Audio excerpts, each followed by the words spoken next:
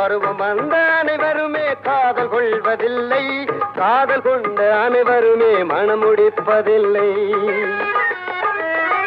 மனம் முடித்த அனைவருமே சேர்ந்து வாழ்வதில்லை, சேர்ந்து வாழும் அனைவருமே சேர்ந்து போவதில்லை. புத்தியுள்ள மனிதன் எல்லாம் வெற்றி காண்பதில்லை, வெற்றி பெற்ற மனிதன் எல்லாம் புத்திசாலி இல்லை, புத்திசாலி இல்லை.